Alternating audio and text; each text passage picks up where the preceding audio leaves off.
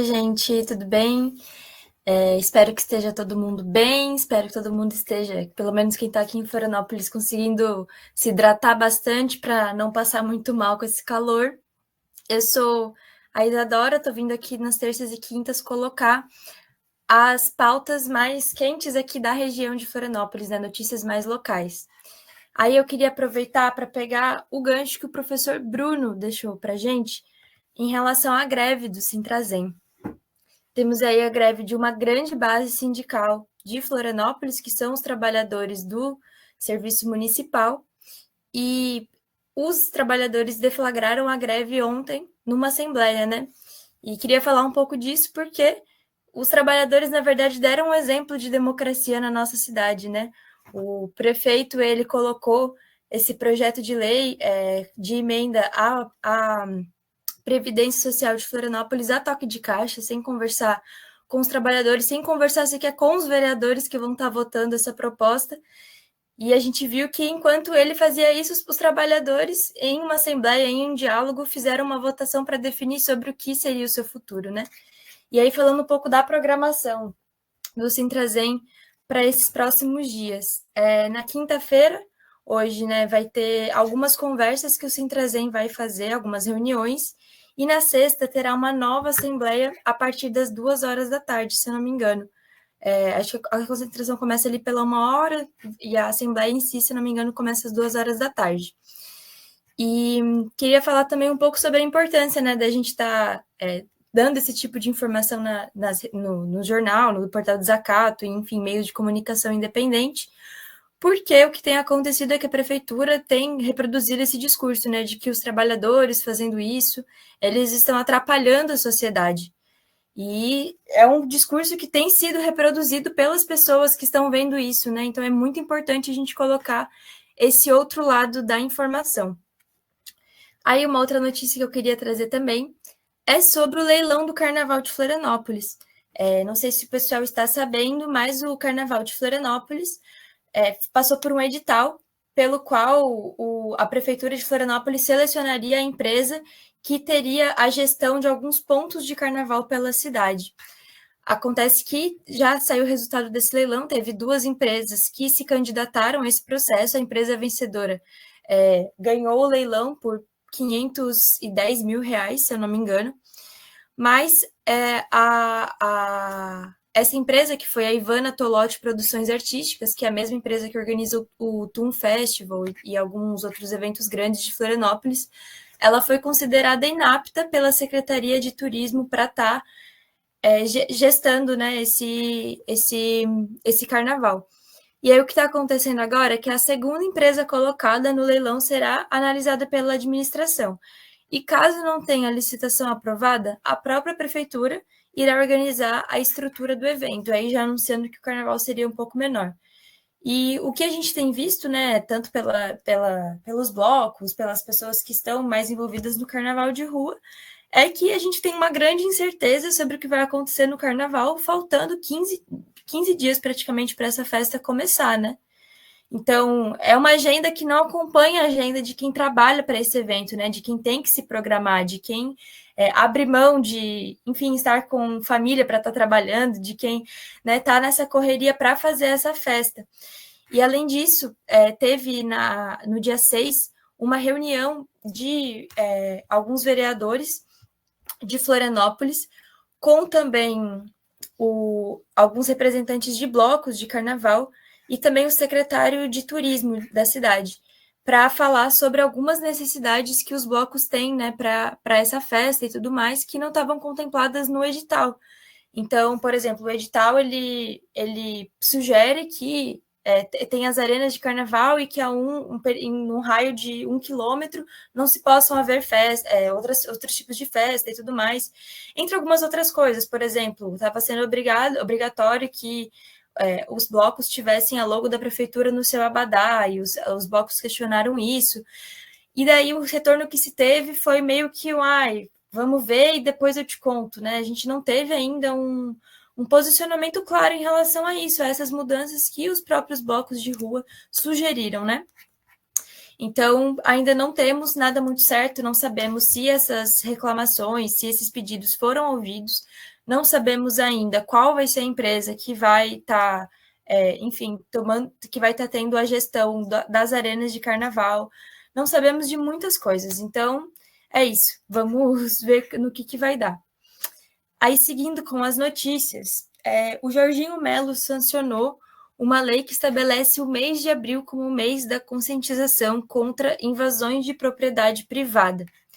Eu vi em algumas revistas sugerindo que isso seria uma contraposição ao Abril Vermelho que o MST faz. O MST já historicamente faz o Abril Vermelho, que é um mês de jornada de lutas pela reforma agrária.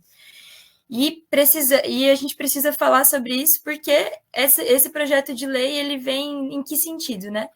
Ele tem 2 pontos: de promover campanhas de conscientização quanto à comunicação das autoridades policiais no caso de avistar movimentações de invasão de propriedades privadas, ou seja, caso existam ocupações feitas por movimentos sociais, né, de terras que estão ociosas e que poderiam servir a alguma função social, para rapidamente acionar a polícia e de conscientizar a população sobre a importância da união de moradores da região para evitar a invasão.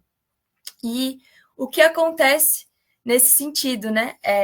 A gente sabe que é uma tentativa do governo do estado de criminalizar ainda mais as ocupações urbanas, né? O governo do estado ele já tem um forte aparato, né, militar, mas a gente sabe que se tenta cada vez mais implantar na cabeça das pessoas, né, que isso é errado, que as terras elas devem, enfim, continuar na mão de pequenas pessoas e tudo mais. E é mais uma manifestação, né, de um fenômeno, de um fascismo que está se colocando no movimento de massas entre as pessoas, né, para que as próprias pessoas que muitas vezes estão na mesma condição que aquelas outras que estão ocupando essas terras, se coloquem contrárias a isso, né? Então, o que a gente tem é uma grande manifestação de um Estado que quer criminalizar cada vez mais os movimentos sociais e não criminalizar os verdadeiros criminosos, né? Que são quem tem um uso ilegal sobre essas terras que não produz e tudo mais, e quem comete vários crimes em relação a isso. E aí, para concluir, que eu já estou extrapolando um pouquinho do meu tempo, eu queria reforçar o ato pela tarifa zero, que vai acontecer na segunda-feira, dia 17, às 17 horas. Na terça-feira, eu já tinha comentado que nós teremos nesse ato a entrega do projeto de lei tarifa zero para a Câmara de Vereadores, o que é um grande avanço, né? Nós sabemos que, de novo, é muito difícil que esse projeto de lei seja aprovado, mas que é um primeiro passo, né? Então, a gente vai estar entregando esse projeto de lei na Câmara de Vereadores às 16 horas e às 17 horas, no Largo da Alfândega, vai estar começando uma manifestação pelo centro, pela tarifa zero. Já estão tendo panfletagens na cidade e é muito importante que as pessoas envolvidas em movimentos, enfim, nos seus locais de trabalho, de atuação, divulguem essa pauta também, porque ela está sendo pouquíssimo visibilizada e nós sabemos que, enfim, um transporte público gratuito de qualidade para todas as pessoas é extremamente importante. E é isso, né? O nosso direito de estar indo e vindo aí da cidade, então precisamos muito defender a pauta da tarifa zero em Florianópolis. E é isso, gente. Concluo. Desejo um ótimo dia para todo mundo e fiquem aí que vem muitas boas notícias e entrevistas aí pela frente. Tchau, tchau.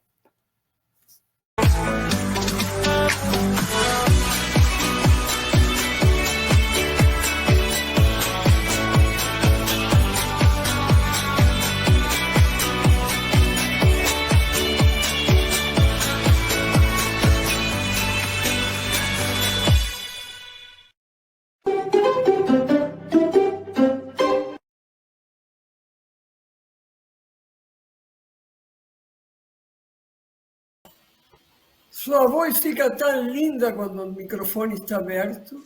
Ai, que bom ver vocês dois aqui, olha só. Parece até que foi de propósito. Me permite um comentário a respeito do que falou a Isadora aqui? Por favor. Faz alguns anos, 8, 10 anos, a gente teve a desgraça de transmitir o despejo em Faxinal dos Guedes de uma ocupação rural. Animais foram enterrados vivos. Para dar um exemplo, bichinhos enterrados vivos. O que a Isadora falou é da maior importância. Eu não vou fazer o comentário do comentário de Isadora. Vou sugerir que reflitamos sobre isso, porque ela falou, numa parte da sua informação, Rosângela, estão querendo educar as massas, em definitivo, para ser dedo duro fascista. Em favor do quê? Do latifúndio. Para que servem essas terras? Ou para empreendimentos imobiliários, ou para soja transgênica, para milho transgênico, para pasto, mas não para a agricultura familiar. E é necessário refletir sobre essa informação que a Isadora trouxe. E a outra que trouxe a Isadora. E aí a Isadora era bem pequena, bem novinha na época. A revolta pela catraca e pela tarifa zero começou em Florianópolis. Começou em Florianópolis e se espalhou por todo o país. Portanto, essa mobilização que vem agora aí é histórica, é a recuperação de uma mobilização histórica que, como a Novembrada e outras, nasceram em solo ilhéu. Em solo ilhéu, aqui, do lado da ilha. Claro. Depois atravessou até o continente. Então, acho que da maior importância isso, eu sei que Sofia depois vai nos anunciar do evento também na defesa da Palestina, mas queria resgatar essas duas questões, porque são históricas também para nós como portal.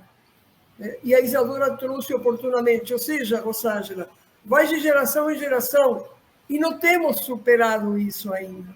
Vai de geração em geração. Seguimos sem tarifa zero e cada vez mais os governos estaduais e municipais atacam ao trabalhador, à trabalhadora, são excludentes e violentos. Queria fazer esse registro, aproveitei que entrei por teu microfone, mas queria fazer esse registro da importante informação que trouxe a querida Isadora. Muito obrigada, Raul.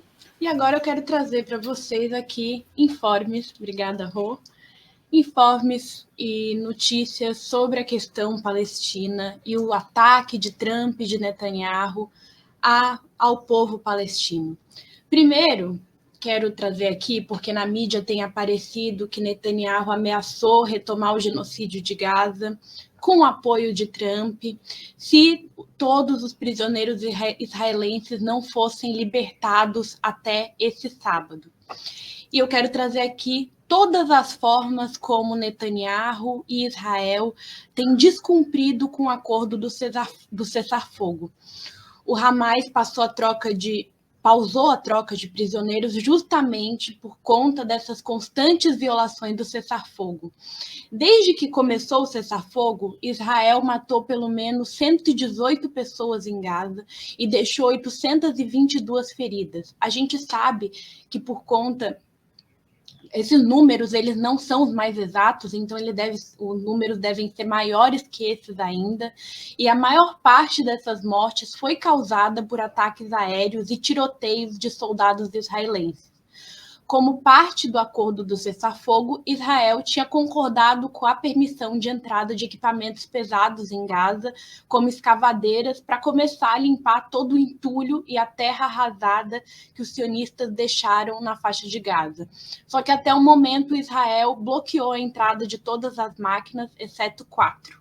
Também não permitiu a entrada da maior parte de caminhões de ajuda, também não permitiu as tendas para a população se proteger do frio, da chuva, do vento, também não permitiu, e tudo isso estava no acordo de cessar-fogo, o número estabelecido para a saída de doentes de Gaza, para conseguir auxílio médico. Também não permitiu a entrada de gado e também não foi autorizada a volta da operação da usina, né, para que ela voltasse a ter operação, para que pudessem ter rede elétrica em Gaza. Ou seja, e além de tudo isso, as forças de ocupação israelenses continuam diariamente com incursões militares, com tiros à população, destruindo as casas que ainda não foram destruídas, e foram registradas ao todo 105 violações desses acordos. E também, mais uma coisa, atraso na liberação de reféns palestinos e, além de todos os maltratos, espancamentos, humilhações nas prisões israelenses, inclusive no momento de libertação, esses reféns palestinos estão sendo espancados e humilhados. E agora eu coloco aqui um vídeo do que Donald Trump quer fazer com Gaza. Take over the Gaza Strip, and we will do a job with it too.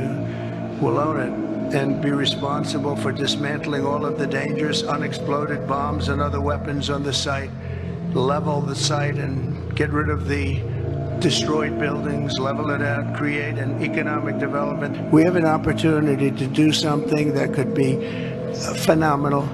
And I don't want to be cute, I don't want to be a wise guy, but the Riviera of the Middle East, this could be something that could be so this could be so magnificent. Look, the Gaza thing has not worked. It's never worked. It's right now a demolition site. This is just a demolition site. Virtually every building is down. They're living under fallen concrete that's very dangerous and very precarious. How many people are you thinking about? All of them. I mean, we're talking about probably 1,000,007 people, 1,000,007, maybe 1,000,008. But I think all of them, I think they'll be resettled in areas where they can live a beautiful life and not be worried about dying every day. Why would they want to return? The place has been hell. It's been one of the meanest, toughest places on earth. And right now, I've seen every picture from every angle, better than if I were there. And nobody can live there. You can't live there. So if we can build them through massive amounts of money supplied by other people, very rich nations, and they're willing to supply it. If we can build something for them in one of the countries, and it could be Jordan, it could be Egypt, it could be other countries, and you could build 4 or 5 or 6 areas. It doesn't have to be one area, but you take certain areas and you build really good quality housing, like a beautiful town, like someplace where they can live and not die. Because Gaza is a guarantee that they're going to end up dying. The same thing's going to happen again. It's happened over and over again, and it's going to happen again as sure as you're standing there, Peter. So I hope that we could do something where they wouldn't want to go back. Who would want to go back? They've experienced nothing but death and destruction. Making a home. They don't want to leave. How can you say they don't want to leave? I don't know how they could want to stay. It's a demolition site. Well, I think Jordan and Egypt will. I know they've spoken about it with you, and they say they're not going to accept. I say they will, but I think other countries will accept also. I think that Gaza maybe is a demolition site right now. If you look at Gaza, it's all. I mean, there's hardly a building standing, and the ones that are going to collapse. You can't live in Gaza right now. I don't think people should be going back to Gaza. I think that Gaza has been very unlucky for them. They've lived like hell. They lived like you're living in hell. Bom, já deu para entender. Gaza não está à venda. Por isso, eu convido todas e todes a participar do ato. Sei que estamos em programação agora, mas se você está aqui nos escutando e puder participar do ato que vai acontecer em Florianópolis agora, às 10 horas da manhã, no centro, na esquina Democrática. Hoje, não só em Florianópolis, mas em diversas capitais do país, estão acontecendo atos em defesa da Palestina que não está à venda. O relatório do secretário-geral da ONU, Antônio Guterres, confirma que a devastação da faixa de Gaza, confirma essa devastação e projeta um custo de mais de 53 bilhões de dólares para que seja reconstruída. Entretanto, além desse valor, o debate se concentra agora em quem assumirá a responsabilidade de financiar e gerenciar todo esse processo. E aí a gente viu a proposta de Trump, enquanto estava ao seu lado Netanyahu com aquela cara cínica, nojenta, genocida, de transformar Gaza na Riviera do Oriente Médio. Essa sugestão de de realocar toda a massa de palestinos e de transformar Gaza nessa Riviera não foi aceita pelos principais atores do Oriente Médio, Arábia Saudita, Catar, Egito, Emirados Árabes e a Jordânia. Rejeitaram a ideia, consideraram ela uma ameaça à identidade palestina e o direito à sua terra. Em 7 de fevereiro, num relatório detalhado da publicação digital Le Grand Continent, que é uma publicação da França, diz que a influência oculta por detrás do plano de Trump é descrita a lógica rentista do presidente dos Estados Unidos, baseada no desaparecimento da faixa de Gaza como conhecíamos até agora. E ela fala, estamos a falar de 360 quilômetros quadrados de terra na costa do Mediterrâneo, livres de qualquer título, demolidos e desmatados a um custo de cerca de 10 mil milhões de dólares. Esse território tornou-se a primeira cidade com um estatuto especial, cidade charter, apoiada pela legitimidade americana. Gaza Inc., a sigla nas bolsas de valores mundiais. O Le Grand Continent recorda que o governo de Netanyahu tornou público em maio do ano passado um plano para a criação de uma zona de comércio livre Gaza Irish Seroid, um mega projeto imobiliário ao estilo neon na Arábia Saudita, que também é com o nome de código Gaza 2035. E a ideia é que cubra o enclave de Gaza com arranha-céus e transforme num centro de tecnologia e energia apoiado por plataformas offshore de extração de petróleo. Isso contra todas as normas de decoro diplomático. Gaza tem enfrentado, como eu coloquei agora, terra arrasada. Israel não tem cumprido com todos os acordos de cessar-fogo, e aí, em cima disso, ainda querem a expulsão de todos os palestinos que têm retornado a Gaza e têm tentado reconstruir o seu território. A Palestina não está à venda, e Palestina que será livre do rio ao mar. Aproveito para convidar todas e todos para a estreia desse ano da nova temporada do Rio ao Mar, um programa que nós temos que é apresentado e produzido por Tali Feldglaser e que vai ao ar a partir da semana que vem, nas segundas-feiras, durante a noite. Não, Raul está me dizendo que não é a partir de semana que vem, é na outra semana ainda, o programa do Rio ao Mar com Tali Feldglaser. E o Raul me diz aqui que tem uma denúncia. Então, eu vou colocá-lo na tela para saber qual é essa denúncia. Diga, Raul. A primeira denúncia seria que tem um barulho impressionante aqui em casa, porque eu ia limpar o terreno. Mas, enfim, eu queria agradecer a Bruna, que é moradora do Rio Vermelho, e ela diz: gostaria de falar sobre a escola Antônio Pascoal Apóstolo.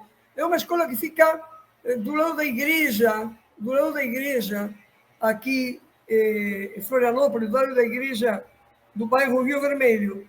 Ela diz que a escola está sem manutenção.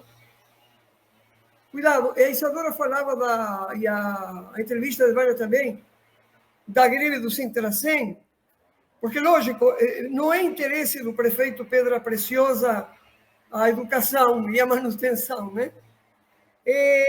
Por ser uma escola antiga e sucateada pela gestão pública e por ter mais de 60 anos, coloca, e aqui a denúncia, coloca diariamente a vida de 600 crianças, diz Bruna, em risco de várias maneiras, vários tipos de risco. Minha filha, diz a denunciante, estuda lá e esse ano está em situação de risco em vários pontos da escola. Só queremos segurança para nossos filhos. Eu expliquei para a Bruna que passei isso para a Rosângela Mendes Assis e para a redação da Manhã com Dignidade, para alguns programas, Acordo Amor, enfim, JDT, porque a denúncia é grave. Queria aproveitar, Sofia, também, para enviar um grande abraço a Hugo Daniel. Hugo Daniel eu não vejo há quase 20 anos, morador do Campeche, primo do querido Lázaro Bregui Daniel. Ele estava seguindo vocês hoje pela manhã, via Instagram. Também a Paty, que estava seguindo no Campeche também hoje pela manhã. A Silvinha Grando, que trouxe mais informação sobre a questão da Palestina. Antônio Luiz Miralles, que me trouxe aqui uma informação que a gente vai passar no portal sobre o seminário da Anatel, lá no Rio Grande do Sul. André, queria agradecer muito a André. André, todos os dias, na conta WhatsApp da cooperativa, passa informações de extrema importância. Hoje, por exemplo, me passou pela manhã muito cedo, a informação, talvez a Isadora possa ir atrás disso, em futuras intervenções, as construtoras de Joinville foram condenadas, muitas delas, por acidentes de trabalho, Isadora. Muitas delas. Não sei também se na Assembleia Legislativa há alguma denúncia da bancada do campo popular. Mas isso foi passado hoje pela manhã. Então, um abração a todos eles. Um beijo à querida Célia Regina Vendramini, que estava comentando uma análise, o novo formato que a Vânia Lage e o Zé Álvaro tem. E bom dia, o 99%, claro, continuamos 99%. Pablito Moscatelli, que daqui a pouquinho certamente vai acompanhar o diálogo com César Rosato e com Silvina Romano. Deixa ver quem mais aqui. Aqui cumprimentar as pessoas, aqui dar bom dia. Gilvan Curvelo de Souza, concordo contigo, Gilvan. Concordo em gênero e número, viu? Carlos Alberto, sempre, desde o ano passado, lá de Santa Teresa, no Rio de Janeiro, presente. Você sabia que Rio de Janeiro, nas últimas 2 semanas, é a cidade que mais acompanha o Portal Desacato? Ele tem também a ver contigo, né? Obrigado, Carlos Alberto. Enfim, é isso. A gente tem que cumprimentar. E além de cumprimentar, Sofia, Evânia, a gente tem que estimular que todos, todas e todes, o aparelho está passando pertinho do microfone, todos, todas e todos sejamos membros e membros do canal YouTube do Portal Desacato. Isadora, todos temos que ser, Evânia, porque isso ajuda muito. Nós precisamos melhorar a tecnologia que daqui a alguns dias vai ter o acréscimo da mão intelectual e física da nossa querida Lumen Freitas. Então, vamos avançando, mas precisamos que as pessoas sejam membros e membros do canal YouTube e também seguidoras do Facebook, que hoje temos mais seguidores no Facebook, mais ativo. Foi a primeira rede social, no Instagram, que crescemos bem rápido agora. Blue Sky, no Thread, enfim, em todo esse espaço que a gente ocupa, no TikTok, estamos dando pouca importância no TikTok. Era isso, Sofia. Parece que estou no aeroporto, né? Parece. Está chegando um avião, O avião se chama Jorge Domingos. Esse é o avião. É o aparelho de colheita, né, das folhas. Não posso evitar, gente. Não posso ter todo fechado aqui. Raul, eu quero, antes de falar dos nossos apoiadores e falar para vocês como vocês podem contribuir com o Portal Desacato, eu esqueci de mencionar que no meu comentário eu utilizo como fonte a publicação da Juventude Sanaúde. Inclusive, eu sugiro que vocês acompanhem esse grupo, que é um espaço de debate, reflexão sobre a luta do povo palestino. O Instagram deles é muito bom, tem diversas informações, e também a matéria do nosso querido colaborador, jornalista argentino, Gustavo Veiga, que fez um texto para o Portal Desacato, que fala sobre a reconstrução de Gaza e os ataques de Donald Trump. Então, foi a partir desses dois que eu fiz... Já que você falou do Gustavo, desculpa, o retorno está terrível. Agora amanhã aqui. Já que você falou do Gustavo Veiga estará no dia 26 em Porto Alegre, dando uma palestra sobre assuntos climáticos na Argentina. Gustavo estará em Porto Alegre. Quem está chegando aí, a nossa querida colega Laura Lescano, com Lautaro de Mendoza, chegando direitinho aqui para Florianópolis. Vou ver se também este ano Laura retorna aqui ao Portal Desacato. Laura, que da Argentina nos passava informes semanais excelentes. Muito bem. queria também comentar, deixa eu ver onde está isto aqui, que o Congresso argentino, escutem isto, o Congresso argentino, Evânia Reis, está votando eu chamaria de Lawfare 3.0, que pré-candidatos e candidatas, na próxima eleição na Argentina, numa espécie raríssima de ficha limpa, sem ser combinados, mesmo assim não sejam candidatos. O que significa isto? Da maioria de direita da Argentina é muito simples. Que eles vão entrar com ações contra todos os candidatos de oposição para assim inibir a concorrência eleitoral do campo popular. É a versão mais moderna da ditadura do Lawfare, que me acaba de passar a informação, mas está daqui a pouquinho com a gente, a querida Silvina Romano. Era isso, Sofia. Deixo você e Evânia Reis para concluir o programa, mas tem bastante informação e muita gente rolando por aqui, pelo 90.